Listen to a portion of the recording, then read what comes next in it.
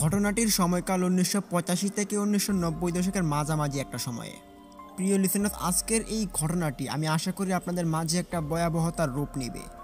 তাই আজকের এই সেরা ঘটনাটি কোনো রকম স্কিপ না করে পুরোটা শোনার চেষ্টা করুন। এবার চলুন যাওয়া যাক আজকের সেই রহস্যময় অধ্যায়টিতে। আসসালামু আলাইকুম। আমার নাম জলিল মিয়া। এলাকাতে সবাই আমাকে জলা বলে ডাকে। তার কারণ হচ্ছে আমি অনেক দিন যাবৎ মাছ মেরে আমার সংসার চালাই এবং ওই মাছ মারার কারণেই মানুষ আমাকে জলা বলে ডাকে। যাই হোক, এটা বাদ দিলাম। আমার বাড়ি ময়মনসিংহ জেলার ঘোড়াপাড়া গ্রামে এবং ওই ঘোড়াপাড়া গ্রামটাকে নিয়েই একটা রহস্যময় একটি অধ্যায় আজকে আপনাদের মাঝে আমি উপস্থাপন করতে যাচ্ছি। এই যে ঘোড়াপাড়া গ্রামটির নাম, ওই ঘোড়াপাড়া গ্রামের নামের পিছনে এক একটা রহস্য রয়েছে। আপনারা দেখবেন যে কোনো জেলার ভিতরে যে কোনো জায়গায়, যেমন গ্রাম বা ছোটো ছোটো যে জায়গার নামগুলো থাকে, এটা কিন্তু কোনো রকমের একটা কারণবশত, যে কোনো একটা বিশেষ কোনো কারণ যেটা হয়ে থাকে আর কি, এখানে ঘটে থাকে, সেই কারণের পরিপ্রেক্ষিতেই কিন্তু এরকম একটা নাম ওইখানে দেওয়া হয়ে থাকে। তেমনই একটি ঘটনা ঘটে গিয়েছিল আমাদের এই ময়মনসিংহ জেলার এই ঘোড়াপাড়া গ্রামে, যার কারণে ওই জায়গাটার নাম দেওয়া হয় ঘোড়াপাড়া। এই জায়গাটি অনেকটা পথ ধরে বিস্তৃত, যেটা একজন মানুষ যদি হাঁটা শুরু করে তাহলে তার 3 দিন কি 4 দিন লেগে যাবে ওইটা চারকানি একবারে হেঁটে শেষ করে আসার জন্য। হ্যাঁ, এটা এত বড়ই একটা গ্রাম। তবে আশ্চর্যের বিষয় হচ্ছে এই গ্রামটির ভিতরে মানুষ চলাচল খুব কম, ওইখানে বসতবাড়িও খুব কম। এটা হচ্ছে ময়মনসিংহ জেলার একবারে শেষ কিনারা, যেখানে জায়গার দামও খুব কম এবং ওইখানে জঙ্গল আকৃতির বেশ পুরনো হয়ে রয়েছে এই জায়গাগুলো সব রকম, এবং ওইখানে মানুষ কৃষিকাজ, কৃষি ফলন ওইগুলো কিন্তু মানুষ খুব কম করে। তবে এখানে জঙ্গল বেশি থাকার কারণে এখানে মানুষ আসে না। যাই হোক, এটা বাদ দিলাম। আজ থেকে অনেক বছর আগের ঘটনা, যেটা ১৯৮৫ সালের ঘটনা, এবং ওইটা ৮৫ থেকে ৯০ দশকের ভিতরেই এই ঘটনাটির উৎপত্তি হয়েছিল। তো এই ঘটনাটি যদি আপনারা বুঝতে পারেন তাহলে আজকের এই অবস্থানটা আপনারা বুঝতে পারবেন। প্রিয় লিসেনার্স, আজকের যে অধ্যায়টি এটি শুরু হয়েছিল ১৯৮৫ সালে। তখন মানুষ ওইখানে কৃষিকাজ করতো এবং কৃষিকাজ করে তারা তাদের জীবিকা নির্বাহ করতো। কেউ কেউ মাছ চাষ করতো, পুকুর থেকে মাছ মারতো, বিল থেকে মাছ মারতো। এইভাবে করে তারা সংসারটা চালাতেন এবং তারা নিজেদের চলাফেরাটা ঠিক মতোই করছিল। যাই হোক, এভাবে চলতে চলতে ওইখানের যে মানুষগুলো ছিল, যারা যারা ওইখানে রাত্রিবেলা মাছ মারতো, তারপর রাত্রিবেলা ওইখানে আবার কাজও করা হতো। যেমন কেউ একজন বাড়ি বাঁধবে, বা কারো কোনো পুকুর খনন করা হবে, বা আবার কারো কোনো গাছপালা কাটা হবে। এরকম অবস্থাতে কিন্তু মানুষ কাজকর্মে নিয়োজিত থাকতো ওই সময়টাতে। তো তেমনই একটা ঘটনা ঘটে গিয়েছিল, সেটি আমার দাদার সঙ্গে। আমার দাদার বয়স তখন 18 কি 19, তিনি এখনও বিয়ে করেননি। এটি আমার মায়ের মুখ থেকে শোনা।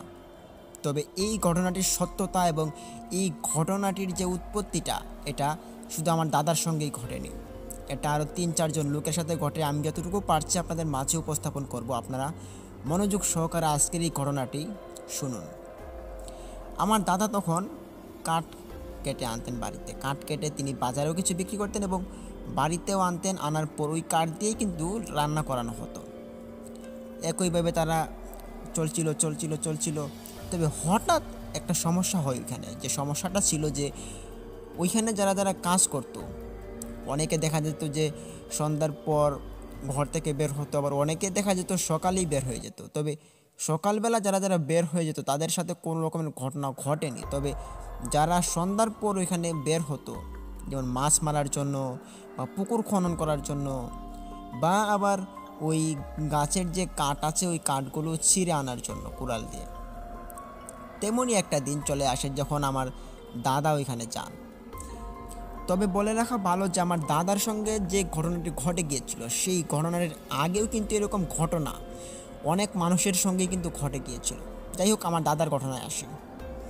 আমার দাদা তখন ওইখানে যাওয়ার পর তিনি ওইখানে কাঠ কাটা শুরু করেন। কাঠ কাটতে কাটতে হঠাৎ শুনতে পান যে পুকুর যে খনন করছিল কিছু মানুষ, ওই পুকুরের মানুষগুলো দাদাকে ডাক দিয়ে বলল যে উপরে যদি কেউ তাকো তাহলে আমাদের এদিকে আসো। দাদা তখন খুব স্বাভাবিকভাবেই তিনি গেলেন ওই পুকুরের ভিতরে।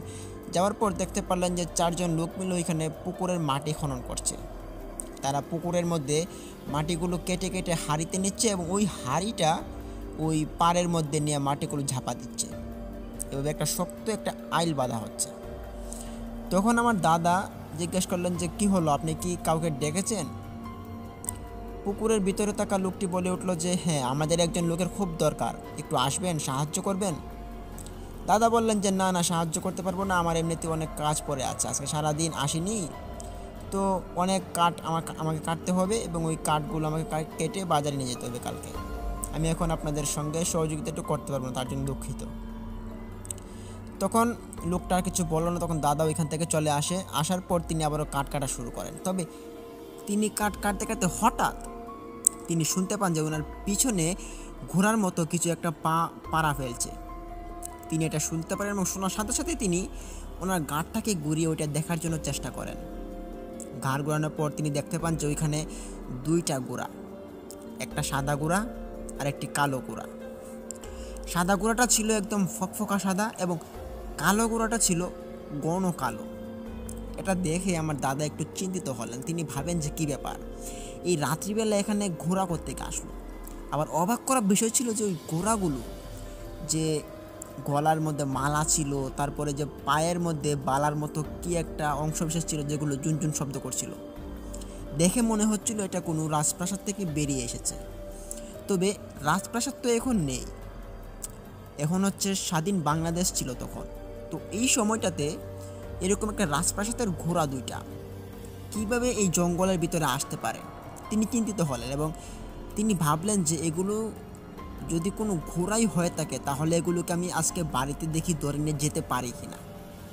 তিনি এখানে একটা ভুল করেন, যেটা হচ্ছে যে তিনি ওই ঘোড়াগুলোর কাছে চলে যান। গিয়ে তিনি ওই ঘোড়াগুলোর একটা শরীরে হাত দিয়ে দেন। হাত দেওয়ার পর তিনি দেখতে পারলেন যে সাদা ঘোড়াটা কোনো নাড়াচড়া বা কোনো শব্দে কোনো কিছুই করছে না। তিনি তখন ভাবলেন যে ঘোড়াগুলো খুব ভালো আছে, হয়তো কোনো এক দেশে থেকে ছুটে এসেছে বা হয়তো কারো কোনো পোষা ঘোড়া হবে। তিনি ওই ঘোড়া 2টাকে হাতে নেন। তবে তিনি একটা জিনিস লক্ষ্য করতে পারলেন যে যে ঘোড়া 2টা অনেক বিশাল বড় বড় ছিল, ওই ঘোড়া 2টা যদি দাদাকে একটা লাথি দেয় বা কোনো একটা আঘাত করে, দাদা কিন্তু ওইখানেই শেষ। তবে অবাক করা বিষয় ছিল যে ঘোড়াগুলো কিছুই করছিল না। দাদা তখন খুব খুশি মনে তিনি ওই ঘোড়াগুলোকে ধরে ধরে তিনি বাড়ির দিকে এগোচ্ছিলেন। আস্তে আস্তে যখন ওই ঘোড়াপাড়া গ্রামটির লাস্ট কিনারায় চলে আসবেন, তখন এলাকাটির নাম ছিল মনপাড়া। ওই মনপাড়া এলাকার যখন লাস্ট কিনারায় তিনি চলে আসেন, তখনই তিনি হঠাৎ বুঝতে পারেন, অনুভব করতে পারেন যে ওনার হাতে যে দড়িগুলো ছিল ওই দড়িগুলো আর নেই। তিনি ভাবেন যে কী ব্যাপার, হাতের দড়ি কোথায়। তিনি পিছন দিক দিয়ে ফেরার পরেই তিনি দেখতে পারেন যে পিছনের ঘোড়া 2টা আর নেই। এটা দেখে তিনি খুব ভয় পান এবং ভয় পেয়ে তিনি ওইখানে একটু দাঁড়িয়ে থাকেন। তিনি আশপাশ খোঁজাখুঁজি করেন কিন্তু কোথাও কিছু পান না। তিনি অবাক হলেন, আশপাশে কোনো মানুষও নেই রাত্রিবেলা, এবং 2টা ঘোড়া যে কোন দিকে গেল একটু হাঁটার শব্দও হলো না, মাত্রই তো আমার হাতে ছিল, তিনি ভাবছেন। তো যাই হোক, উনি ভাবলেন হয়তো কোনো খারাপ কিছু হবে, এটা ভেবে তিনি দৌড় দিয়ে কোরালের কাছে চলে যান।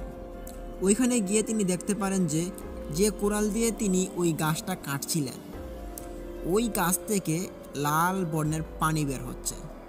এটা কি পানি কিনা রক্ত তিনি তখন এটাকে শনাক্ত করতে পারেননি। তিনি তখন ওই কাঠগুলোকে ওইখানে ফেলে দেন এবং হাতে কোরালটা নিয়ে তিনি দৌড় দিয়ে বাড়ি আসার চেষ্টা করেন। তখন আরও একটি ঘটনা ঘটে, যেটি হচ্ছে আমার দাদা যখন ওই ঘোড়াগুলোকে যেখানে ফেলে এসেছিল ঠিক সেখানেই গিয়ে দেখতে পারেন যে ঘোড়াগুলো পিছন দিক থেকে দাঁড়িয়ে আছে, আমার দাদার পিছন দিকে। আমার দাদা তখন দেখতে পারে যে তাদের লেজগুলো ঝুলাচ্ছে। এটা দেখে দাদা খুব অবাক হলেন এবং খুব ভয় পেলেন। তিনি ভাবলেন যে এগুলো কোনো সাধারণ ঘোড়া না, এগুলো কোনো অশরীরী বা কোনো জিন হবে যেগুলো এখন বিরক্ত করছে আমাকে। দাদা তখন ওই রাস্তাটা পরিবর্তন করলেন। তিনি ভাবলেন যে এই রাস্তা দিয়ে না গিয়ে আমি অন্য রাস্তা দিয়ে যাই। তিনি তখন অন্য রাস্তা ধরলেন, কিন্তু না, অন্য রাস্তা দিয়ে যাওয়ার পথেও তিনি ওই 2টা ঘোড়াকে আবারও দেখতে পারেন। কি ব্যাপার, ঘোড়াগুলোকে ওই রাস্তাতেও তখন দেখলাম এখন আবার এই রাস্তা দিয়ে আসার সময় এখনও দেখছি। কারণ কি? দাদা তখন ওই ঘোড়াগুলোর কাছে চলে যায়। যেহেতু আর কিছু করার ছিল না, তিনি ওই ঘোড়াগুলোর কাছে যান। কাছে যাওয়ার পরই তিনি দেখতে পান যে ওই ঘোড়াগুলোর শরীর থেকে কেমন একটা ঘ্রাণ আসছে। ওই ঘ্রাণটা স্বাভাবিকভাবে যে মৃত মানুষ মারা যাওয়ার পর যেটা গোলাপ জল দেওয়া হয়, ওই গোলাপ জলের ঘ্রাণ তিনি এটা শুনতে পারেন। শুনেই তিনি ওইখানে আরও একটি ভুল করে ফেলেন, যেটি হচ্ছে ওই ঘোড়াগুলোর কাছে যখন তিনি আবারও যান, তখন ওই ঘোড়াগুলোকে ধরে তিনি জোরে জোরে টানতে শুরু করেন। তিনি তখন মনে মনে ভাবছিলেন যে ঘোড়াগুলো যাই হোক, আমি এগুলোকে বাড়িতে নিয়ে যাব, বাড়িতে নিয়ে যাওয়ার পর এগুলোর কোনো একটা ব্যবস্থা হবে। দাদা তখন ছিলেন খুব দুর্দান্ত সাহসী লোক, একজন যুবক মানুষ। তখন তিনি টান শুরু করেন ওই ঘোড়াগুলোকে, কিন্তু ওই ঘোড়াগুলো তখন দাদার পিছন পিছন ছুটে আসছিল। এতটাই ছুটে আসছিল যে দাদা তখন আর দৌড়ে কিন্তু কুলাতে পারছিল না। তখন দাদা ভাবলেন যে ঘোড়াগুলোকে যে করেই হোক হাতছাড়া করা যাবে না। তিনি এই ঘোড়া দুটোর রশি ধরে তিনি টানতে টানতে তিনি বাড়ির দিকে এগোচ্ছিলেন। তখন দৌড়াতে দৌড়াতে এক পর্যায়ে তিনি একটি হোঁচট খেয়ে পড়ে যান। তবে ওনার সামনে একটা কিছু অংশ বিশেষ ছিল। তিনি পড়ে যাওয়ার পর যখন আবার ওঠার চেষ্টা করেন, তিনি তখন দেখতে পারেন যে সামনে দুটো ঘোড়ার পা। উনি ওই পাগুলোর মধ্যে তিনি হোঁচট খেয়ে পড়েছেন। তখন পাগুলো এতটা লম্বা ছিল যেটি তিনি কোনো দিন দেখেনি। এত লম্বা পা কোনো সুপারি গাছেরও কিন্তু এরকম উচ্চতা হবে না। তিনি উপর দিকে তাকালেন, উপর দিকে তাকিয়ে দেখতে পারেন যে ওইখানে ঘোড়ার মুখ দেখা যাচ্ছে এবং ওই ঘোড়ার পাগুলো বেশ বিস্তীর্ণ লম্বা। তিনি এটা দেখতে পেরে ওইখানে থেকে একটু পিছনে সরে যান। পিছতে পিছতে তিনি আর কিছু করতে পারছিলেন না। তখন তিনি পিছনে যাবেনই বা কোথায়? উনি যেদিকে তাকাচ্ছেন সেদিকেই ঘোড়া, শুধু ঘোড়া, ঘোড়া দিয়ে পরিপূর্ণ হয়ে গিয়েছে। তিনি তখন কান্না শুরু করে দেন। কাঁদতে কাঁদতে যখন কেউ আসছিল না, এক পর্যায়ে তিনি সেন্সলেস হয়ে পড়েন। এবং ওই সেন্সলেস হওয়ার পর পরদিন সকালবেলা ওইখানে দুজন কাটুরিয়া যাচ্ছিলেন। কাটুরিয়াগুলো দেখতে পারেন যে দাদা পড়ে আছে এভাবে। ওনাকে জ্ঞান ফেরানো হলে বলা হয় যে কি হয়েছে, বলল যে এমন এমন কাহিনী। তখন ওই দুজন কাটুরিয়া মিলে দাদাকে ওনার বাড়িতে দিয়ে আসেন। তখন বাড়িতে ওনার জন্য একবারে কান্নার রোল পড়ে গিয়েছিল। সবাই হয়তো ভাবছিল ওনার হয়তো কোনো একটা খারাপ ঘটনা ঘটে গিয়েছে, যার কারণে তিনি আজকে বাড়িতে ফিরতে পারছেন না। কিন্তু না, উনি সুস্থ আছেন, ঠিক আছেন। তখন বাড়ির লোক এবং পাড়া প্রতিবেশী যখন জানতে চেয়েছিল, তখন সব ঘটনা খুলে বলা হলো। তখন তারা একটি তান্ত্রিকের কাছে গেলেন, যে তান্ত্রিকটা ছিল বেশ পুরনো। ওনার বয়স আনুমানিক প্রায় তখন 150 থেকে 160 এরকমের একটা ভিতরে হবে। ওই তান্ত্রিক ছিলেন খুব পুরাতন। ওনার কাছে যাওয়ার পর সব ঘটনা খুলে বলার পর উনি বললেন যে এই এলাকাতে এইরকম ঘোরার ঘটনা, এটা সচরাচর আজ থেকে 40 বছর আগে এরকম ঘটনা ঘটে গিয়েছিল, কিন্তু এটা তো চলে যাওয়ার কথা, এটা এখনও কেন আছে? তান্ত্রিকের মুখে এই কথা শুনে মানুষজন জিজ্ঞেস করলো যে কি বলছেন আপনি? 40 বছর আগেও এটা দেখা গিয়েছিল কিভাবে? তখন তান্ত্রিক বলল যে হ্যাঁ। তখন তান্ত্রিক চলে যান 40 বছর আগের একটি ভয়াবহ ঘটনাতে। তিনি বলতে থাকেন যে তখনকার যুগে এখানে এই এলাকার একজন প্রতিনিধি ছিলেন, যিনি এই এলাকাটাকে কন্ট্রোল করতেন। তবে এই এলাকার মানুষ যতজন ছিল, গরিব মানুষ, অসহায় মানুষ, ওই অসহায় মানুষগুলোকে তিনি একটা আশ্রয়কেন্দ্র এবং তাদের যে চলাফেরার জন্য একটা খাত রয়েছে, ওই খাতটা তিনি বরাদ্দ করতেন, যেভাবে টাকা পয়সা দিয়ে সাহায্য করা হয় এরকম আর কি। তখন ওনার আমলে তিনি ঘোড়া দিয়ে চলাফেরা করতেন, ভালোই চলছিল সব কিছু। ওই প্রতিনিধির নাম ছিল ইসহাক মাতব্বর। ইসহাক মাতব্বর তখন তিনি ঘোড়াতে করে ওই এলাকাটাকে পরিদর্শন করতেন। ওনার ভাষ্যমতে কোনো দাওয়াত বা কোনো যাত্রা বা কোনো রকমের একটা যাত্রাপালা, কোনো রকম একটা কিছু হলেও তিনি ওই ঘোড়া করে যেতেন। তিনি ওই ঘোড়া ছাড়া কোনো অন্য রকমের কোনো গাড়ি বা যানবাহন ওইটাতে তিনি ব্যবহার করতেন না। ওনার একমাত্র ঘোড়া। ওনার একটা সাদা ঘোড়া, একটা কালো ঘোড়া ছিল। যে সাদা কালা ঘোড়াগুলো ওনার নিজ দোষের কারণে ঘোড়াগুলোর মৃত্যু হয়েছিল। তবে এই ঘোড়াগুলোর মৃত্যু ছিল খুব ভয়াবহ। একদিন এই প্রতিনিধি জঙ্গলে গেলেন ওনার এলাকাকে পরিদর্শন করার জন্য। তখন ওনার সাথে ঘটে একটি বিরল ঘটনা। তিনি ওই দিন ওনার যে সাদা ঘোড়াটি ছিল ওই সাদা ঘোড়াটিকে বাড়ি থেকে নিয়ে নেন এবং ওই ঘোড়াতে চড়েই কিন্তু তিনি ওই এলাকাতে পরিদর্শন করার জন্য বের হয়েছিলেন। তখন ওই দিন সন্ধ্যা গড়িয়ে আসছিল ওনার পরিদর্শন করতে করতে হঠাৎ তিনি একটা জঙ্গলের ভিতরে তিনি প্রবেশ করলেন। ছোটোখাটোই জঙ্গল ছিল, প্রায় ওই 90 কি 100 ফিট হাত চওড়া হবে একটি জঙ্গল। ওই জঙ্গলের ভিতরে তিনি প্রবেশ করলেন। করার পর ওই জঙ্গলের ঠিক মধ্যবর্তী স্থানে যখন তিনি আসলেন তখন ওনার সামনে একটি অবয়ব হাজির হলো। এটা হাজির হয়ে বলল যে তোমার এই ঘোড়াটা আমাকে দিয়ে দাও। ওই প্রতিনিধি তখন বললেন যে আপনি কে, আপনাকে আমি ঘোড়া কেন দেব? তখন ওই অবয়বটি বলে ওঠে যে তোমার ঘোড়াটি আমার পছন্দ হয়েছে, তাই তোমার ঘোড়াটি আমার লাগবে। তখন ওই প্রতিনিধি একটু সাহসী ছিলেন, ওই সাহসী থাকার কারণে তিনি বললেন যে না, তুমি আমার পথ ছাড়ো, আর আমি তোমাকে কোনো ঘোড়া দিতে পারবো না, এটি আমার ঘোড়া। এই বলে ওই অবয়বটির সামনে দিয়ে প্রতিনিধি জোরে ঘোড়া চালিয়ে তিনি বাড়িতে চলে আসেন। বাড়িতে আসার পর যখন মানুষকে বলা হলো এরকম ঘটনা ঘটে গিয়েছে, তখন ওই মানুষগুলো কিছু বলতে পারছিল না। তবে ওইখানে থাকা একজন বিজ্ঞ মানুষ তিনি বলে উঠলেন যে সর্বনাশ, তুমি এটা কী কাজ করলে? এটা হতে পারে কোনো রকমের জিন বা কোনো প্রেত বা কোনো অশরীরী, যেটা তোমার কাছে ওই ঘোড়াটা চেয়েছিল।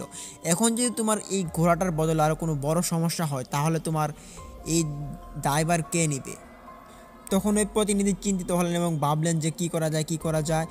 তখন ওই বিজ্ঞ লোকটি তিনি ওনাকে পরামর্শ দিলেন যে তুমি ওই 3 রাস্তার মোড়ে একটা ভোগ দিয়ে আসো, এবং ভোগটা দিবে এর জন্য যে তোমার সঙ্গে যে আজকে যে ঘটনাটি ঘটে গিয়েছে সেই ঘটনাটি যাতে আর কোনো দ্বিতীয়বার কোনো রকমের প্রভাব না ফেলে তোমার উপরে, এই কারণে তুমি একটা ভোগ দিয়ে আসবে। যাও, আজকে রাত্রিবেলায় দিয়ে আসবা।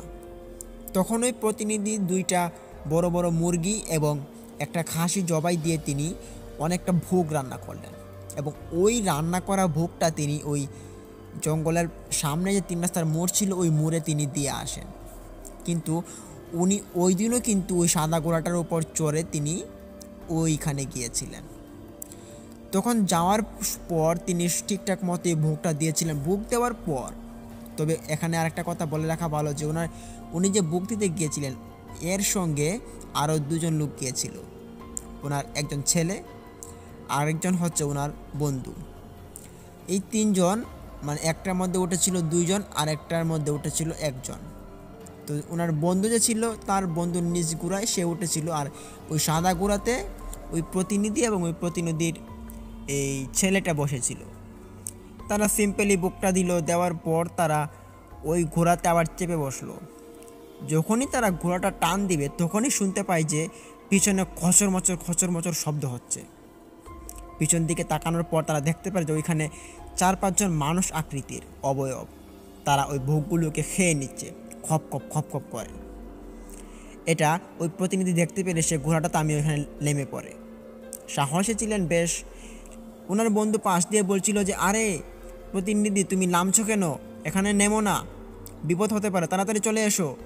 কিন্তু না, ওই প্রতিনিধি ওই অবয়বগুলোর একটু পাশে যাওয়ার চেষ্টা করে, কিন্তু যখনই দেখতে পারে যে এগুলোর মুখ খুব বাজে এবং এগুলোর শরীর থেকে কীরকম একটা গন্ধ আসছে, তিনি তখন দৌড় দিয়ে ঘোড়াতে চেপে বসে। কিন্তু ফলপ্রসূ কোনো লাভ হয়নি। তিনি ঘোড়াটাকে নিয়ে প্রায় 20 থেকে 30 হাত এগোনোর পরেই ওই ঘোড়াটা মাটিতে পড়ে যায়। তারা 2জন মাটিতে পড়ে যায়, ঘোড়াটিও পড়ে যায়। তখন ওই ঘোড়াটা মুখ দিয়ে ফেনা বের করে সে মারা যায়। এটা দেখতে পারে ওই প্রতিনিধির ছেলে এবং প্রতিনিধি। তার বন্ধুটা সামনে থেকে দৌড়ে আসে, পিছনে এসে দেখতে পারে যে ঘোড়াটা মারা গিয়েছে। ওই ঘোড়াটাকে ওইখানে ফেলে রেখেই বন্ধুর ঘোড়া দিয়ে তারা বাড়িতে আসেন। পরদিন সকালে যখন জানাজানি হয় যে প্রতিনিধির ঘোড়া মারা গিয়েছে জঙ্গলের ভিতরে, তখন পরদিন সকালবেলায় কিন্তু ওই জনগণরা মানুষ প্রতিনিধির বাড়িতে চলে আসে। সবাই আসার পর জিজ্ঞেস করা হয় যে কীভাবে কী হয়েছে, সব কিছু খুলে বলা হয়। যাই হোক, চলে যায় এভাবে 2-3 দিন। 2-3 দিন চলে যাওয়াতে ওই 2-3 দিন কিন্তু প্রতিনিধিটা তার কালো ঘোড়াটি ব্যবহার করছিলেন এবং চিন্তা করছিলেন আরেকটা সাদা ঘোড়া তিনি কিনবেন। কিন্তু এখানে অবাক করা বিষয় হচ্ছিল যে কালো ঘোড়াটা ছিল জলজ্যান্ত ভালো। সে সব রকমের খাবার এবং তার যে চালচলন, দৌড়ার মধ্যে যে একটা গতি, ওইটা সব কিছু ঠিক ছিল। হঠাৎ সে একদিন রাত্রিবেলা মারা যায়। তার এই মারা যাওয়াটা ছিল খুব অদ্ভুত। তবে ঘোড়া কিন্তু অনেক বছর বেঁচে থাকে, যেটা ওই কালো ঘোড়াটা বাঁচেনি। কোনো কারণ ছাড়াই সে মারা গিয়েছে। 2 বছর বয়স হলো ঘোড়াটার। তখন দুইটা ঘোড়া মারা যাওয়াতে ওই প্রতিনিধি তিনি শোকে নেমে পড়েন। উনি তখন ভাবলেন যে ঘোড়া দুইটাকে মাটিতে পুঁতে দেওয়া হোক। তখন চিন্তা করতে করতে একজন বিজ্ঞ লোক বলে উঠল যে, যেহেতু তুমি ওই জঙ্গলের ভিতরে কোনো এক অশরীরী তোমার কাছ থেকে ঘোড়াগুলো চেয়েছিল, অবশ্যই অবশ্যই ওই জঙ্গলের ভিতরেই ঘোড়াগুলোকে পুঁতে দেওয়া হোক। তাহলে তাদেরও কিছু রাগটা কমবে এবং তোমার আর কিছু নাও হতে পারে। তখন পরদিন সকালবেলা এরকম হয়ে গেল যে ঘোড়া দুটাকে তুলে নিয়ে ওই জঙ্গলের ভিতরে দুটো ছোটো ছোটো গাঁথা করে ঘোড়াগুলোকে কোপে দেওয়া হবে। কিন্তু যখনই ওই দিন ওই ঘোড়াগুলোকে নিয়ে যাওয়া হয় জঙ্গলের ভিতরে, তখন যে কামলা লোকগুলো ছিল দুই চারজন, ওই 2-4 জন মিলে গাঁথাটাকে এত ছোটোই করেছিল যে এটা করার পরে রাত্রিবেলা যে কুকুর বা শিয়ালরা যে ঘোরাফেরা করে জঙ্গলের ভিতরে, ওই শিয়ালগুলো ঘোড়া দুইটার ঘোড়া দুইটার যে দেহগুলো ছিল ওইগুলো তুলে তারা চিনিমিনি করে থাকে। তখনই ওই পরদিন সকালবেলা যখন কাটুরিয়া যায়, গিয়ে দেখতে পারেন যে ওইখানে ঘোড়াগুলোর যে অংশ বিশেষ, হাড়, গুড় এরকম এগুলো ছড়িয়ে ছিটিয়ে আছে। সে বিকেলবেলা বাড়িতে গিয়ে ওই প্রতিনিধিকে খবর দেন যে এরকম এরকম ঘটনা ঘটেছে, কিন্তু তখন তো আর কিছু করার নেই। ওই দিন রাত্রিবেলা কি হয়েছে, যেটা ওই প্রতিনিধি ঘুমাতে যান।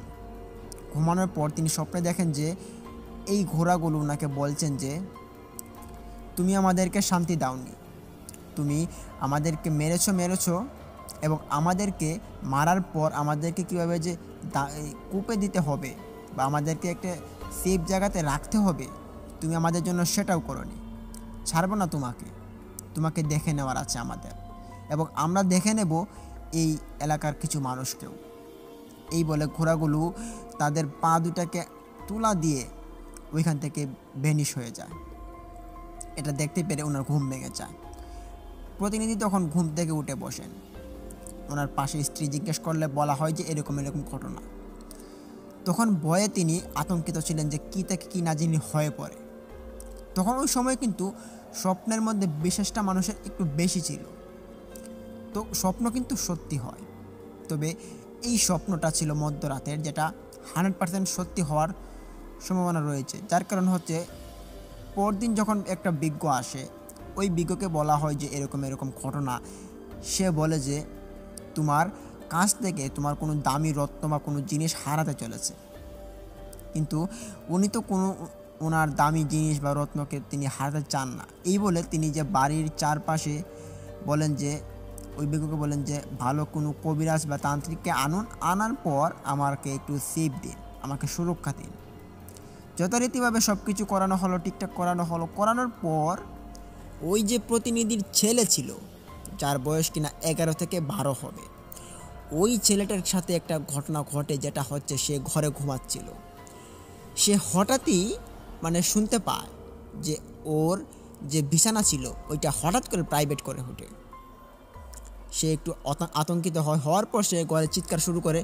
চিৎকার শুনে প্রতিনিধি এবং তার স্ত্রী ঘরের ভিতরে যান। ঘর ছিল লাগানো, সে না খোলাতে দরটা ভাঙতে হলো। গিয়ে দেখতে পারে যে তার ছেলের আর বেঁচে নেই, তার ছেলের লাশ ওইখানে পড়ে আছে। এরা দেখতে পারে, কান্নার রোল পড়ে যাওয়ার পর আর কি হবে। সবাই তখন ধরতে পেরেছিল যে এই ঘোড়াগুলোর অভিশাপ এসে তার ছেলের উপরে লেগেছে। তখন তার ছেলেকেও যথারীতিভাবে ওইখানে দাফন দেওয়া হয়। তখন ওইখানে 2 মাস চলে গিয়েছিল খুব ভালো। কিন্তু ওই 2 মাস পর ওইখানে একটা অনাকাঙ্ক্ষিত ঘটনা ঘটে। মানুষ যখনই ওই রাস্তা দিয়ে আসতো, কেউ বাইরে থেকে আসতো বা ঢাকা থেকে আসতো বা বিভিন্ন জায়গাতে কাজ করতো, এরকম একটা অবস্থান থেকে তারা যখন বাড়িতে ফিরতো, তখন তাদের অনেকের রাত হয়ে যেত। ওই রাত্রিবেলা তারা দেখতে পেত যে ওই রাস্তার ঠিক মাঝখানে সাদা ঘোড়া এবং কালো ঘোড়া, তারা পা তুলে ঘোড়ার ডাক দিয়ে তারা নাড়াচাড়া, দৌড়াদৌড়ি এরকম করতো, ছুটাছুটি করতো। এই ঘটনাগুলো মানুষ তাদের নিজের চোখে দেখতো। দেখার পর তারা পরদিন মানুষকে এসে বলতো যে এরকম এরকম ঘটনা ঘটে গিয়েছে। তখন মানুষ বলতো যে এটা হচ্ছে ওই প্রতিনিধির ঘোড়াগুলো, যেগুলো আত্মা হিসেবে এখন ঘুরে বেড়াচ্ছে। তবে এগুলো এখনও শান্তি পায়নি বিদায় এগুলো এখনও যাচ্ছে না। তবে এগুলো একটা ব্যবস্থা নিতে হবে। তো এইভাবে কিন্তু চলতে থাকে কয়েকটা দিন, মানুষের সঙ্গে এরকম ঘটনা ঘটে। যদিও এরকম ঘটনা ঘটলে মানুষের কোনো রকমের ক্ষতি হতো না, তাও মানুষের এই ভয়টা ছিল। তো যাই হোক, ঘটনা কিন্তু এখানে শেষ হয়ে গেলে পারতো, কিন্তু না, এই ঘটনা যে আরও ঘটনা ঘটার বাকি রয়েছে, সেটি শুনতে থাকুন, বুঝতে পারবেন। পরবর্তীতে যখন ওই ঘোড়াগুলোর জন্য ওইখানে দোয়া পড়ানো হয়, তখন দোয়া পড়ানোর পর যখন অনেক কিছু কর্মকাণ্ড করানো হয় যে এগুলো যাতে আর না আসে, ওই রাস্তার মধ্যে যাতে আর মানুষ না দেখে, মানুষ যাতে ভয় না পায়, কিন্তু না, ওইগুলো বরাবরের মতোই আসতে থাকে। তবে অবাক করার বিষয় ছিল, যেই দিন দোয়া পড়ানো হতো ওই দিন ওই ঘোড়াগুলোকে দেখা যেত না। 2-4 দিন পরে আবারও দেখা যেত। চলতে চলতে চলতে চলতে বছর গড়িয়ে 2-3 বছর চলে যায়, তখনই ওইখানে ঘটে যায় 4-5টা মৃত্যু, ভয়াবহ মৃত্যু। যে মৃত্যুগুলো ছিল খুব ইয়ং বয়সের ছেলেদের, যারা ওইখানে কাজ করত, মানে একটু দূরে কাজ করতো এবং দূরে কাজ করে তারা সন্ধ্যার পর বাড়িতে ফিরত। এইভাবে তারা একটা একটা করে 1 সপ্তাহের ভিতরে 4-5 জনের মৃত্যু হয়ে যায়। একদিন এক যুবক, সে কাজ করে বাড়িতে ফিরছিল। তখন সে বাড়িতে আসতে আসতে সে ওই জঙ্গলটার পাশ দিয়ে রাস্তাটা দিয়ে সে হাঁটা শুরু করেছিল। তখন ওই সময় কিন্তু ওই বাড়িঘর, তারপরে মানুষের সংখ্যা, এটা কিন্তু খুব কম ছিল। তারপরে এইখানে আবার একটা গ্রাম, জঙ্গলে একটা গ্রাম, ওই গ্রামে তো মানুষ খুব কম থাকবে, এটা স্বাভাবিক বিষয়। এরকমই ছিল। ওই ছেলেটা যখন ওই দিকে আসছিল, তখন ওই ছেলের লাশ পাওয়া যায় পরদিন সকালবেলা। ওই ছেলের লাশে দেখা যায় যে ছেলের পিঠের মধ্যে ঘোড়ার পায়ের ছাপ, তার কোমরের মধ্যে ঘোড়ার পায়ের ছাপ, পেটের মধ্যে ঘোড়ার পায়ের ছাপ, এবং তার নানান শরীরে এই ঘোড়ার পায়ের ছিদ্র ছিদ্র ছিদ্র ছিদ্র ছাপ ভরে গিয়েছে। এই চাপগুলো দেখতে পেরে মানুষ আর বুঝতে বাকি রইল না যে এগুলো ঘোড়ার পায়ের ছাপ। তারা তখন সবাই বুঝে গেলেন যে এই ঘোড়াগুলো এই ছেলেটাকে হত্যা করেছে। তবে এই ছেলের সঙ্গে কি সম্পর্ক ছিল, এটার কোনো সূত্র পাওয়া যায়নি। তারপর এনা হয়ে গেল। তারপর যখন 2 দিন পর আরও একটি ছেলের মৃত্যু ঘটে, তারও মৃত্যু সেম, একইভাবে তাকে দাফন দেওয়া হয়। মানুষের ভিতরে আতঙ্ক যেন বেড়েই চলেছে। পরদিন আরও একটি মৃত্যু ঘটে। তবে ওই দিন মৃত্যু ঘটেছিল একটি মেয়ের মৃত্যু, তারও মৃত্যু একই, সেম ঘটনা। ওই এলাকার মানুষ এবং প্রতিনিধিদের তাদের মাথা নষ্ট হয়ে যাচ্ছিল যে কী করা যায়, কেন এরকম হচ্ছে। তো এইভাবে কিন্তু 4-5টা মৃত্যু অনবরত হয়ে পড়ে, একটা শোকের ছায়া নেমে আসে ওই এলাকাতে। তো ওই মৃত্যুগুলোর পরে 4-5 বছর চলে যায়, কিন্তু কোনো রকমের আর ওই ঘোড়াগুলোকে দেখা গিয়েছিল না, এবং আর কোনো রকমের শব্দ বা কোনো ঘোড়াকে পথে দেখা যায় এরকম দেখা গিয়েছিল না। তবে 5 বছর কি 6 বছর চলে যাওয়ার পর কেউ কেউ আবার ওই ঘোড়াটিকে দেখত। তো এই যে ঘোড়াটি, এখন আসি আমরা তান্ত্রিকের কথায়। এই ঘোড়াটিকে মানুষ অনেক আগে লাস্ট দেখেছিল। তবে তুমি কীভাবে দেখলে? আমার দাদাকে জিজ্ঞেস করানো হলো। দাদা বললেন যে হ্যাঁ, এটা এরকম এরকম ছিল। তো দাদার কথাকে সবাই বিশ্বাস করলেও কেউ আর এটাকে গুরুত্ব দেয়নি বেশি। তার কারণ হচ্ছে এটা আগেও ঘটে গিয়েছিল।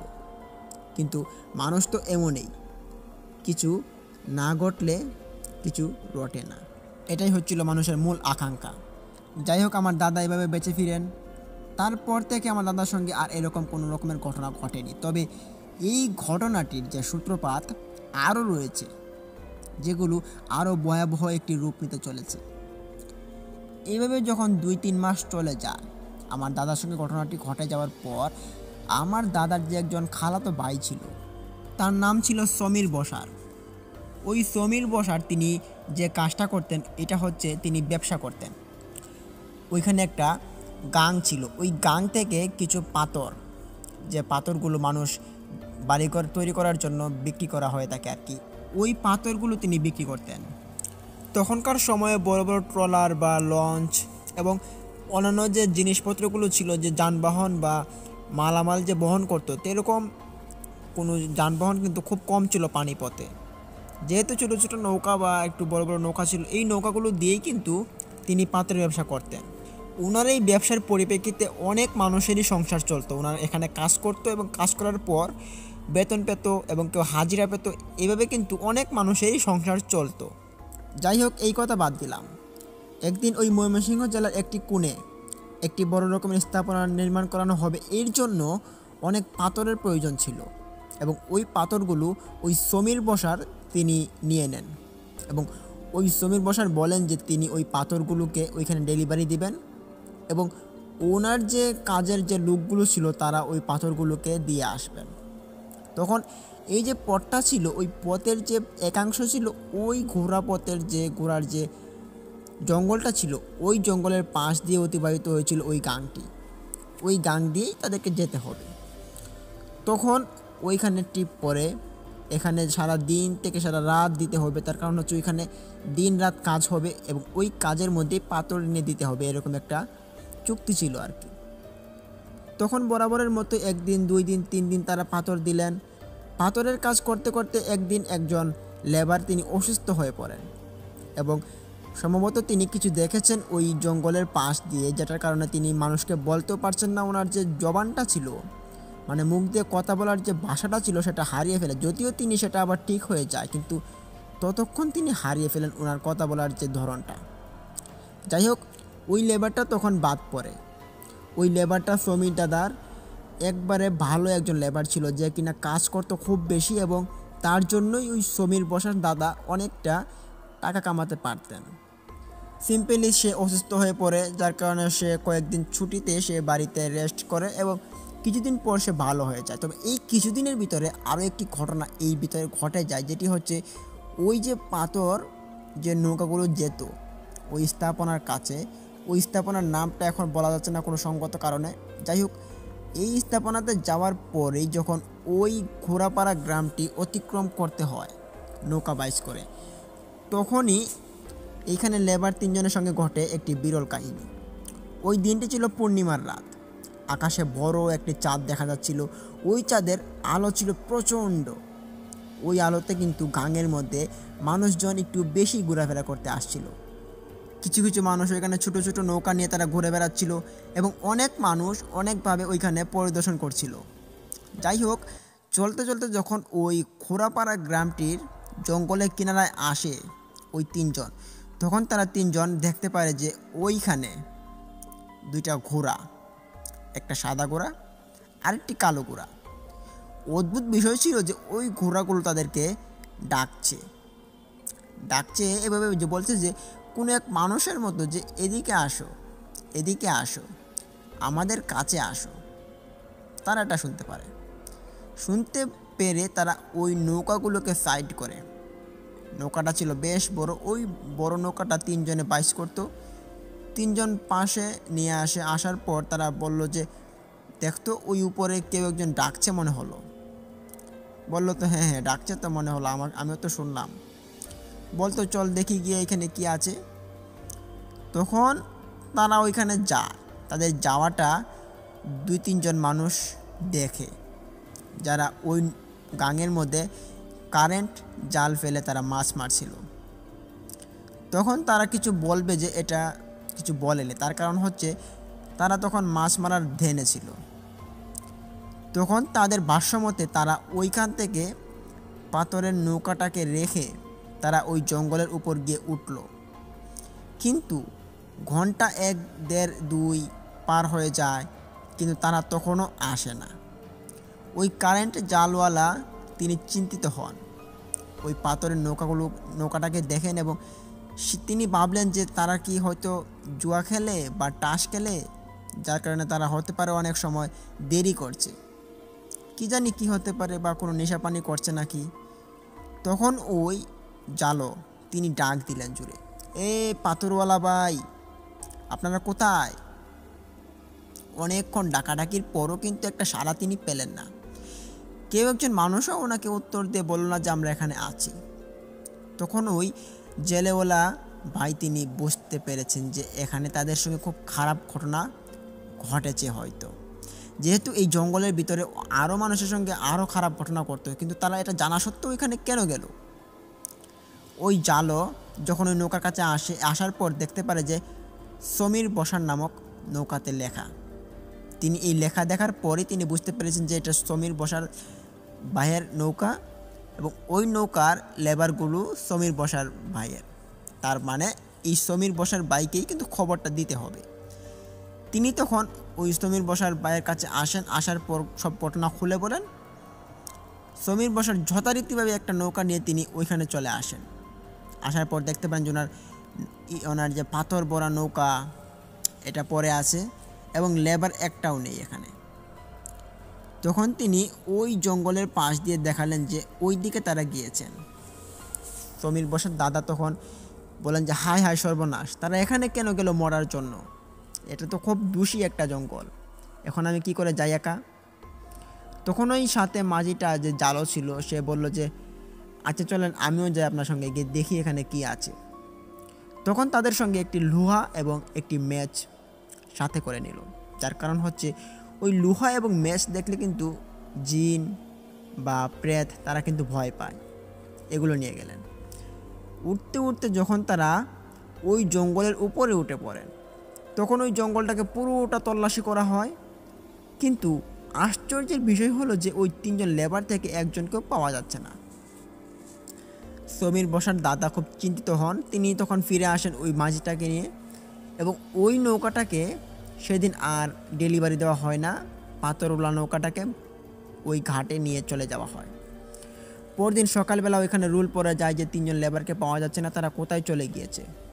যখন খোঁজাখুঁজি হয়, খোঁজাখুঁজি করতে করতেও কিন্তু এখানে কোথাও কিন্তু কোনো লেবারকে পাওয়া যায়নি, কোনো মানুষকেও কোনোভাবেই পাওয়া যায়নি এবং এরা যে অন্য কোথায় যাবে ওখানেও খোঁজা হয়েছে কিন্তু তারা নেই। তখন অনেক তান্ত্রিক, অনেক ভালো ভালো বিজ্ঞ মানুষদের কাছে জানতে চেয়েছিল যে কি হয়েছে, তাদের কেন এরকম হচ্ছে। তখন তাদের ভাষ্যমতে যে তারা গায়েব হয়ে গিয়েছে, হয়তো ঘোড়াগুলো তাদেরকে গায়েব করে দিয়েছে, নয়তো ঘোড়াগুলো তাদেরকে কোনো একটা ক্ষতি করে ফেলেছে, যার কারণে তারা আজকে আর নেই, তাদের কোনো অস্তিত্বই এখানে পাওয়া যাচ্ছে না। এই গেল 3 জন লোকের কাহিনী। পরবর্তীতে ওই যে সুখটা ছিল ওই সুখের ছায়াটা ওই এলাকাতে অনেক দিন বিরাজ করে। এলাকা থেকে অনেক মানুষ ছেড়ে চলে যায় পার্শ্ববর্তী এলাকাতে, কিছু কম দামে কিন্তু জায়গাগুলো বিক্রি করে দেয়। এখন আবার ওই এলাকার ঘোড়াপাড়া এলাকার জায়গাগুলোর অনেকটা দাম বেড়েছে। যাই হোক, তখনকার সময়ের কথা। পরবর্তীতে যখন ওই দাদার খালাতো ভাইয়ের সঙ্গে এরকম একটি ঘটনা ঘটে গিয়েছিল, সেটির কারণে অনেকেই শোকাহত এবং অনেকেই ভয়ে বিব্রত হয়েছিল। পরবর্তীতে এই ঘটনাটি এখানে সমাপ্তি হয়, কিন্তু এই ঘটনাটি এখানেই কিন্তু শেষ হয়ে গেলে পারত, কিন্তু না, ঘটনাটি তারপরেও চলমান ছিল। ওই ঘোড়াপাড়া গ্রামের একজন লোক ছিলেন, তিনি পেশায় একজন দুধ ব্যবসায়ী ছিলেন। প্রতিদিন তিনি নৌকা দিয়ে গিয়ে ওই পার থেকে দুধ কিনে নিয়ে আসতেন এবং ওই দুধগুলোকে তিনি গ্রামে আনার পর একটু বেশি টাকায় তিনি লাভ করে ওই দুধগুলো বিক্রি করতেন। এভাবে তিনি ব্যবসা করতেন। যাই হোক, বরাবরের মতোই তিনি ব্যবসা করছেন। ওনার নাম ছিল হাফিজ উদ্দিন। তো ওনার যে সময়টা ছিল তখন ওই দাদারা ছিলেন, তারা বিয়ে করেছিলেন এবং তাদের মুখ থেকেই আমাদের যে আত্মীয় ছিল, আমাদের যে বড়রা ছিল, পূর্বপুরুষরা, তারা শুনেছেন, তাদের কাছ থেকে আমাদের শোনা এই ঘটনাটি এতটা সত্য যে আমাদের গ্রামের অনেক মানুষই এই ঘটনাটির উপর নির্ভরশীল এবং এই ঘটনাটি যাকেই জিজ্ঞেস করানো হবে তার মুখ দিয়ে কিন্তু ফরফর করে বের হয়ে যাবে এই ঘটনাটি। এবং এই ঘটনাটির সঙ্গে আরও যে কয়েকটা ঘটনা আছে যেগুলো আপনাদের মাঝে আমরা পরবর্তীতে শেয়ার করব, সেই ঘটনাটিও আপনারা পাবেন এবং এই ঘটনাটিও আমরা আপনাদের মাঝে উপস্থাপন করার চেষ্টা করব। প্রিয় লিসেনার্স, আমরা আপনাদের মাঝে ইতিমধ্যেই কয়েকটি ঘটনা উপস্থাপন করেছি, আরও 1-2টা উপস্থাপন করতে যাব। সেই 1-2টা ঘটনা আমি আশা করি আপনাদের মাঝে অনেকটা ভয়ঙ্কর মোড় নিবে এবং এই ঘটনাটি আপনাদের অনেকটি ভালো লাগবে। তো প্রিয় লিসেনার্স, এরই আগে আপনাদের মাঝে আমি জানতে চাইবো যে এই যে প্রথম দুইটা ঘটনা, এই ঘটনাগুলো আপনাদের কেমন লেগেছে? যদি ভালো লেগে থাকে তাহলে লাইক দিন, কমেন্ট করুন, শেয়ার করে বন্ধুবান্ধবদের মাঝে ছড়িয়ে দিন এবং অবশ্যই আমাদের সেই ইউটিউব চ্যানেলটিকে সাবস্ক্রাইব করুন। পাশে থাকা বেল আইকনটি অন করে রাখুন যাতে আমরা ভিডিওগুলো আপলোড করার সাথে সাথে আপনার নোটিফিকেশন পেয়ে যান। যাই হোক, ওই হাফিজউদ্দিন চাচা তিনি ওইখানে দুধ ব্যবসা করতেন। দুধ তিনি রেগুলার ব্যবসা করতে করতে ওনার একটা বাজে অভ্যাস হয়ে পড়ে।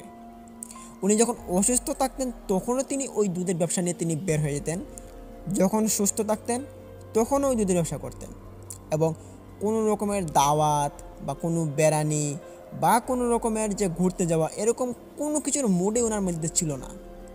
ওনার ব্যবসাটা একটা নেশা হয়ে দাঁড়িয়েছে এবং ওই নেশাটাই কিন্তু ওনার কাল হয়ে দাঁড়িয়েছে।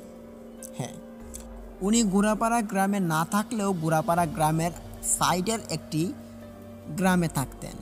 তবে ওই গ্রামটার যে একটা পার্শ্ববর্তী দিক ছিল যেটা গোড়াপাড়া গ্রামের থেকে বেশ কিছু দূরে নয়, সীমানার সাইডেই ছিল ওনার বাড়ি। উনি ওই গোড়াপাড়া গ্রামটি পার হয়ে গাঙ্গে যেতেন এবং ওই গাঙ্গের মধ্যে একটি নৌকা করে তিনি ওই পারে যেতেন একটি বড় বাজারে। ওই বাজার থেকেই তিনি দুধ কিনে নিয়ে আসতেন প্রতিদিন। এভাবে তিনি দুধ কিনে আনতে আনতে একদিন ওনার সাথে যেটা ঘটে সেটা হচ্ছে, প্রথমত উনি ওই নৌকা নিয়ে পার হচ্ছিলেন, তখন ওইখানে কিন্তু কেউ ছিল না। সকালের আলো কেবলমাত্র ফুটলো। ওই আলোতেই তিনি ভাবলেন যে আজকে সকাল সকাল বাজারে চলে যাব এবং বাজার থেকে টাটকা দুধগুলো কিনে নিয়ে এসে সবার আগে বিক্রি করে দেব। তখন বরাবরের মতো তিনি ওই সকালবেলা চলে যান। দিনটি ছিল শীতের দিন, কুয়াশা পড়ছিল। ওই কুয়াশাতে সামনের কিছু দেখা যাচ্ছিল না। 2 ফিট সামনে কে আছে এটা দেখা বড় মুশকিল ছিল। নৌকার এক কোনায় যে উনি বসে আছেন এবং আরেক কোনায় যে নৌকাটা আছে সেটা তিনি দেখতে পাচ্ছিলেন না। তবে আনুমানিকভাবে তিনি ওই গাংটা পাড়ি দেওয়ার জন্য তিনি বইটা চালান, কিন্তু ওনারা যেতে পারবেন। তার কারণ হচ্ছে ওনারা এই গাঙের মধ্যে ছোটোবেলা থেকেই নৌকা চালিয়ে অভ্যস্ত ছিলেন। যাই হোক, ওই দিন তিনি যাচ্ছেন হঠাৎ করে তিনি লক্ষ্য করেন যে পানির মধ্যে কিছু একটা বেশে বেশে হাবুডুবু খাচ্ছে, অনেকটা ঘোড়ার মতো ছিল। তিনি এটা দেখতে পেরে একটু অবাক হয়ে তিনি নৌকা থেকে দাঁড়িয়ে পড়েন এবং খুব বড় বড় চোখ করে ওইটাকে দেখার চেষ্টা করেন, কিন্তু না, এটাকে তিনি দেখতে পারেন না। এটা শুধু কাতরাচ্ছে এবং লাফাচ্ছে আর কীরকম একটা অদ্ভুত রকমের আওয়াজ করছে, যেটা তিনি শুনতে পেরে একটু ভয় লাগছিল ওনার মনে। কিন্তু ওটা কি যেটা তিনি দেখতে পেরে একটু আচমকিত হলেন। তিনি ভাবলেন যে এটা কোনো বড় রকমের মাছ হতে পারে, তবে মাছ এভাবে দাফড়ায় পানিতে, এটা তো হতে পারে না, নিশ্চয়ই এটা কোনো খারাপ লক্ষণ।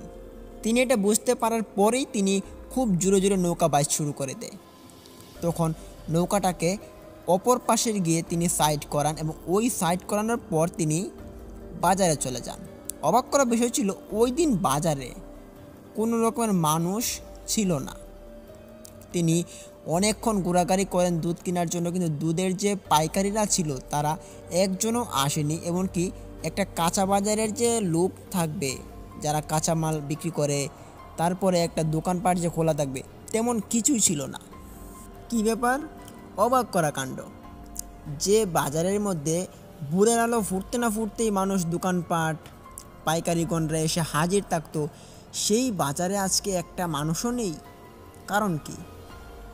তখন তিনি ওইটা জানার জন্য একটু কৌতূহলবশত তিনি ওইখানে ঘোরাফেরা করেন।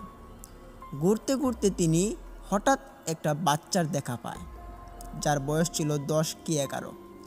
সে নামাজ পড়ে আসছিল, ফজরের নামাজ পড়ে সে বাড়ি যাচ্ছিল একা একা।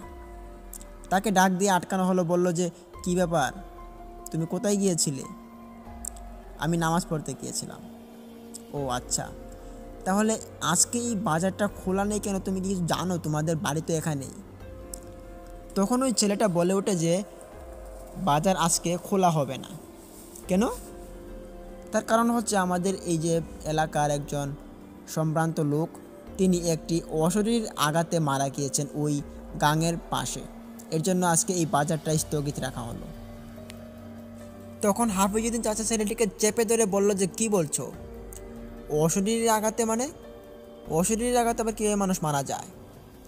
তখন ছেলেটা বলল যে, আমি জানি না তো, তবে এলাকার মানুষের কাছ থেকে এটাই শুনেছি, আজকে জোহরের পর তার জানাজা হবে, এটাতে যেতে হবে, আপনিও আইসেন। ছেলেটা খুব মিষ্টি ছিল, তবে হাফিজউদ্দিন চাচার ভিতরে একটা ভয়ের ধূপ ঢেলে দেয়। হাফিজউদ্দিন চাচা তিনি ছেলেটাকে আবার জিজ্ঞেস করলেন যে, আচ্ছা উনি কোথায় মারা গিয়েছেন? ছেলেটা আঙ্গুল দিয়ে ইশারা দিয়ে বলল যে, ওই যে এখানে দেখা যায় যে ঘাটটা, নৌকা নৌকা বাঁধা আছে, ওই ঘাটের পাশেই ওনার মৃতদেহটা পড়ে ছিল। ওনার গায়ে বিভিন্ন ঘোড়ার পায়ের ছাপ এবং অনেক রকমের রক্তাক্ত অবস্থা ওনার শরীরে দেখা গিয়েছে। এর জন্যই বলা হয়েছে যে ওনাকে অশরীরী কোনো আত্মা ওনাকে মেরে ফেলেছেন, এটাই আর কি।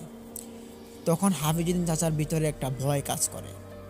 তিনি ভাবছেন যে আজকে এখান থেকে যদি আমি যাই, যদি আমার সাথে এরকম একটা ঘটনা ঘটে যায়, তাহলে আজকে কি হবে। তিনি তখন বললেন যে, না, আমি এখান থেকে যাব না, আজকে এখানে কিছুক্ষণ থাকি, রোদটা উঠুক, রোদ উঠার পর যখন মানুষ এখানে আসবে গাঙের মধ্যে, তখন না হয় এখান থেকে রওনা দেব। কিন্তু এখন গেলে কোনো সমস্যা হলে হতেও পারে। যাই হোক, হাফিজউদ্দিন চাচা তখন ওইখানে থাকে প্রায় 9টা-10টা পর্যন্ত থাকে, যখন আর কি রোদটা উঠে আর কি। শীতের দিন তো অনেক দেরিতে রোদ উঠে। রোদ ওঠার পর দেখতে পারলেন যে গাঙের মধ্যে অনেক মানুষ এসেছে এবং তারা মাছ মারছে, এটা করছে ওটা করছে। দেখতে পেলে ওনার খুব ভালো লাগলো। তিনি ওই গাঙের মধ্যে নেমে পড়লেন রোদের ভিতরে, ফটফটা রোদ। ওই রোদের ভিতরে উনি খুব আরাম এবং আনন্দ উপভোগ করছিলেন, যেহেতু শীতকালের রোদ বলে কথা। তিনি নৌকা বাইচ করছেন। হঠাৎ যখন ওই গাঙের মাঝখানে চলে আসেন, গাঙটা ছিল প্রায় 70 ফিট লম্বা, এরকম মানে মানে আয়তনের দিকে যে 5টা ছিল এপার থেকে ওপার, ওইটা আর কি। তবে লম্বায় তো অনেক লম্বা, এটি একটি নদীর সঙ্গে গিয়ে জয়েন্ট হয়েছে এবং ওপার থেকে এপার প্রায় অনেকটা লম্বা, যেটা প্রায় 2-3 মিনিট সময় লাগে পার হওয়ার জন্য। তিনি পার হচ্ছেন, হঠাৎ যখন মাঝখানে চলে আসেন, তখনই তিনি আচমকা কিছুর প্রভাবে ওই মাঝখানে নৌকা থেকে তিনি পড়ে যান। ওনার পড়ে যাওয়াটা দেখতে পারেন ওই পাশে থাকা যত জেলে এবং কাজের জন্য লোক আসছিল, তারা সবাই দেখতে পারে। অনেকে পুকুর খনন করার জন্য আসছিল, তারাও দেখতে পারে। দৌড় দিয়ে যাওয়া হয় ওইখানে, সবাই দেখতে পারে যে তিনি এখানে কাঁপড়াচ্ছে, নৌকাতে উঠতে পারছেন না। মনে হচ্ছে ওনাকে কেউ একজন টেনে নিয়ে চলে যাচ্ছে। উপর থেকে মানুষ বলছে যে, শীতকালে রোদ পেয়ে তোমার আর দেখা যায় মাথা ঠিক নেই, রোদের আরামে এখানে পানিতেই পড়ে গিয়েছ। আসলে রোদটা খুব আরামের। ওনাকে নিয়ে মশকরা শুরু করেছেন মানুষ। উনি তখন বলছেন, আমাকে বাঁচাও। এমন কথা শোনার পর তো মানুষের আর কোনো মজা করার খেয়ালটা থাকে না। তখন সবাই ওই পানিতে লাফ দেয় এবং লাফ দিয়ে ওই হাফিজউদ্দিন চাচাকে চেপে ধরেন এবং ওনাকে নৌকাতে তোলার ব্যবস্থা করেন। নৌকাতে তোলার পর ওনার পায়ের মধ্যে দেখতে পারে যে ঘোড়ার পায়ের ছাপ। মনে হচ্ছিল ঘোড়াগুলো তাকে টেনে ধরছিল এবং ওই ঘোড়াগুলো তাকে নিয়ে যাওয়ার জন্য প্রচেষ্টা করেছিল, এরকম একটা অবস্থা। মানুষ তখন দেখতে পারে ঘোড়ার পায়ের ছাপ। সবাই বলে ওঠে যে, হায় হায় সর্বনাশ, এটা কি হলো, কি ব্যাপার? তোমার পায়ে তো দেখা যাচ্ছে ঘোড়ার ছাপ। এই ঘোড়ার ছাপ যার পায়ে পড়েছে, যার শরীরেই পড়েছে, সে রীতিমতো মারা গিয়েছে। তো এখন দেখা যাচ্ছে তোমার পায়ে এরকম একটা ছাপ পড়ে গিয়েছে, তুমি একটু সাবধানে দেখো কেমন। তখন ওইখানে থাকা যে জেলেগুলো তারা কি করলো, ওই হাফিজউদ্দিন চাচাকে সাথে করে ওনার বাড়িতে দিয়ে আসলেন। বাড়িতে দিয়ে আসার পর যেহেতু ওনার পায়ে অনেকটা চোট পেয়েছেন, এই কারণে ওনাকে কাঁধের মধ্যে ভর করে ওনাকে বাড়িতে নিয়ে যাওয়া হয়েছিল। বাড়িতে যাওয়ার পর বলে দিল যে এরকম ঘটনা ঘটে গিয়েছে আপনার স্বামীর সঙ্গে, তো একটু সাবধানে রাখবেন, আর কয়দিন ওই গাঙের মধ্যে পাঠাবেন না, ঠিক আছে? বলেন যে ঠিক আছে। কিন্তু হাফিজউদ্দিন চাচা তো এত সহজে হার মানার পাত্র নন। তিনি দুধের ব্যবসা করবেন মানে করবেনই। উনি পরদিন আবারও ওই অসুস্থ শরীর নিয়ে তিনি দুধের ব্যবসা করতে বেরিয়ে পড়েন। তবে এই দিনটি কিন্তু ওনার জন্য কাল হয়ে দাঁড়িয়েছিল। হ্যাঁ, সন্ধ্যার সময় তিনি বের হয়েছিলেন। সারাদিন যেহেতু অসুস্থ ছিলেন, ওনার শরীরে শক্তি পাচ্ছিলেন না।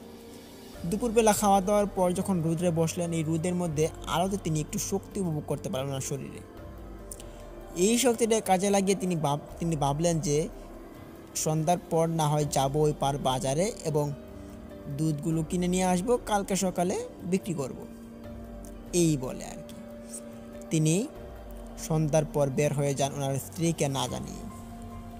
ঘর থেকে টাকা পয়সা নেন, টাকা পয়সাগুলো নিয়ে তিনি ওই নদীর কিনারায় চলে যান নৌকার ঘাটে। তিনি গিয়ে দেখতে পারলেন যে সব কিছু ঠিকঠাক আছে, কেমন নীরবতা অনুভব হচ্ছে, সব কিছু বিরাজমান হচ্ছে, কুয়াশা পড়ছে উপর থেকে, ক্ষণক্ষণে ঠান্ডা। এরই মধ্যে ওনার শরীরে একটা জ্যাকেট এবং মাফলার হারিকেনটা সাথে নিলেন। নৌকাতে তিনি চলে বসলেন এবং জোরে ওই নৌকাটা ছাড়লেন তিনি ওইখান থেকে। যেহেতু পায়ে চোট ছিল, হাতে কোনো চোট ছিল না, এই কারণে হাত দিয়ে তিনি নৌকাটা বেশ ভালোই বাইতে পারছিলেন। যেতে যেতে তিনি ওই পাশে চলে যান, মানে ওই যে গাঙের ওই পাশে চলে যান, বাজারের পাশে। নৌকাতে নামলেন। নামার পর তিনি দুধের বাজারে গিয়ে দেখতে পারলেন যে আজকে বেশ ভালো জমজমাট হয়েছে দুধের বাজারটা। দেখতে পেরে ওনার খুব ভালো লাগলো এবং তিনি ওই দুধের বাজারে তিনি ঘুরতে লাগলেন। কিছুক্ষণ ঘুরলেন, মানুষের সাথে আলাপাত করলেন যে কালকে বাজার বন্ধ হয়েছিল কেন, জানা সত্ত্বেও তিনি জিজ্ঞেস করেছিলেন। মানুষ তো তখন এই কথাই বলেছিল যে এরকম এরকম ঘটনা। তখন অনেক মানুষ তখন উনি আর কি একটা লুঙ্গি পরে গিয়েছিলেন, যেটা অনেকটা ধুতির মতো ছিল, হাঁটু পর্যন্ত ছিল এবং হাঁটুর নিচ পর্যন্ত উদাও ছিল, মানে পাটা দেখা যাচ্ছিল। অনেক মানুষ তখন ওই হাফিজউদ্দিন চাচার পায়ের দিকে লক্ষ্য করে, বলে যে কী ব্যাপার, তোমার পায়ে এরকম কালো কালো দাগ কেন? কাছ থেকে দেখার পর মানুষ দেখতে পায় যেটা ঘোড়ার পায়ের ছাপ। বলে সর্বনাশ, তোমার পায়ে ঘোড়ার পায়ের ছাপ কি করে আসলো? তুমি কি ঘোড়া পালো? না, আমি তো ঘোড়া পালি না। তবে কীভাবে আসলো? কালকে আমার ওই গাঙের মাঝখানে পড়ে গিয়েছিলাম আমি। মানুষ তোলার পর দেখতে পারে যে এখানে ঘোড়ার পায়ের ছাপ। তখন মানুষ বলে যে কি সর্বনাশ হতে যাচ্ছিল তোমার, এই ঘোড়ার পায়ের ছাপ যার পায়েই পড়ে সেই মারা যায়। হাফিজউদ্দিন চাচা তখন ভয় পেলেন এবং জানতে চাইলেন যে এখন আমার কি করণীয়, আমি এখন কি করতে পারি। তখন ওনাকে বলা হলো যে আপনি এখানে যে এসেছেন এটাই তো বেশি, আপনি এখানে আজকে আসাটা মোটেও ঠিক হয়নি। আপনি যত দ্রুত সম্ভব পারেন যে এখান থেকে বাড়িতে চলে যান এবং পারলে কাউকে নিয়ে নেন, যাতে করে আপনাকে বাড়িতে দিয়ে তারপর সে চলে আসে, দেখুন কাউকে পান কি না। তখন হাফিজউদ্দিন চাচা পড়লেন একটা মহা মুশকিলে। উনি ভয় পাচ্ছিলেন যে কী ব্যাপার, এত এত মানুষ থাকতে আমাকেই দেখতে হলো এই ঘোড়ার, না জানি আমার কপালে আছে কী আছে। তবে যেটা অনুমান সেটাই সত্য হয়ে দাঁড়িয়েছে। তিনি ওইখান থেকে দুধ কিনেন, অনেকটা দুধ কিনেন। যেহেতু উনি সারাদিন দুধ বিক্রি করতেন, দুধগুলো অনেক টাকা দিয়ে কিনেন। কেনার পর তিনি নৌকাতে চলে আসেন এবং ওই নৌকাতে যখন যাচ্ছিলেন তখনই পাশ দিয়ে একটি বিয়েবাড়ির নৌকা যাচ্ছিল। তিনি দেখতে পান ওখানে বেশ কয়েকটা মহিলা ছিল, কিছু মেয়ে মানুষ এবং পুরুষ মানুষ ছিল খুবই কম। একটি মাঝি এবং 2জন কি 3জন পুরুষ মানুষ ছিল এবং 1-2টা ছেলে ছিল। নৌকাটা ছিল বেশ লম্বা, বেশ বড়, চওড়া ছিল। তখন তিনি জিজ্ঞেস করলেন যে কি গো ভাই, আপনারা কোথায় যাচ্ছেন? নৌকা থেকে উত্তর আসলো যে আমরা যাচ্ছি বিয়ে বাড়িতে। তো বিয়ে বাড়িতে যাবেন ভালো কথা, এই নৌকা দিয়ে কেন? উপর দিয়ে তো রাস্তা আছে, ওইটা দিয়ে ভ্যান গাড়িতে যাবেন, না হলে অন্য কিছু দিয়ে যাবেন, এই নৌকা দিয়ে হঠাৎ কেন এই রাত করে? নৌকা থেকে বলল যে আমরা এইটা প্ল্যান করে রেখেছি যে আমরা এভাবেই যাব, একটু আনন্দ সহিতে যাব। ও আচ্ছা, ঠিক আছে, যাও, সাবধানে যাও সবাই এবং ভালো করে বিয়ে খেয়ে আসো। এই বলে হাফিজউদ্দিন চাচা তিনি ওই লোকগুলোকে বিদায় করে দেন। কিন্তু লোকগুলো বেশি দূর যায়নি। হাফিজউদ্দিন চাচা কিন্তু তখনই ওই নৌকাটা ছেড়ে দেন ওইখান থেকে। যখনই তিনি ওই আগের দিনের মতো মাঝখানে চলে আসেন, তখন উনি দেখতে পারেন যে ওই কিনারা একটা বিশাল ঘোড়ার সারি দাঁড়িয়ে আছে, সাদা কালো, সাদা কালো, এরকমভাবে দেখতে পেরে একটু অবাক হন, ভাবেন যে কী ব্যাপার, সবগুলো ঘোড়া একইবারে এসেছে ওই গাঙে পানি খাওয়ার জন্য, এটা একটু বিস্ময়কর দেখাচ্ছে না? তখন ওই দূরে থাকা বিয়েবাড়ির যে যাত্রীগুলো ছিল তারা দেখতে পারে এরকম ঘোড়া, তারা দেখতে পেরে ওইখানে ওই নৌকাটাকে দাঁড় করা, তারা দেখতে চাচ্ছিল যে ওই ঘোড়াগুলো কিসের জন্য এখানে এসেছে। তখন ওই যে হাফিজউদ্দিন চাচা তিনি ওই পাশে চলেই যান একটি ঘোড়ার সামনে, ওনার সামনে দুইটা ঘোড়া দাঁড়িয়ে ছিল, একটি সাদা একটি কালো। তিনি ঘোড়াগুলোকে হিস হিস করে সরাতে চাইছিলেন, কিন্তু ঘোড়াগুলো এমনভাবে তাকালো হাফিজউদ্দিন চাচার দিকে, এক তাকানোতে হাফিজউদ্দিন চাচা অজ্ঞান হয়ে পড়েন। যার কারণ হচ্ছে ওই ঘোড়াগুলোর চোখ দিয়ে আগুনের মতো লাল রক্ত পড়ছিল। ওই বিয়েবাড়ির লোকগুলো সবাই দেখছিল হাঁ করে তাকিয়ে, দেখে যে হাফিজউদ্দিন চাচা ওই নৌকাতে তিনি সেন্সলেস হয়ে পড়ে গিয়েছেন। তখন ওইখানে মহিলাগুলো চিৎকার করে যে তাড়াতাড়ি এখানে যাও, লোকটা অজ্ঞান হয়ে গিয়েছে মনে হয়, তাকে বাঁচাতে হবে। কিন্তু না, ওইখানে থাকা পুরুষ মানুষগুলো তারা বলছিলেন যে এখানে গিয়ে আমাদের বিপদ ডাকতে চাই না, আমরা আমাদের মতো যেতে থাকি। তখন হাফিজউদ্দিন চাচা ওইখানেই পড়ে থাকে, কেউ আসে না। তখন হাফিজউদ্দিন চাচার স্ত্রী জানতে পারেন যে উনি বাড়িতে নেই, তিনি বাড়িতে নেই বিদায় 3-4 জন লোক বাড়ির পাশের যে চাচারা ছিলেন তাদেরকে নিয়ে ওই গাটলায় চলে আসেন।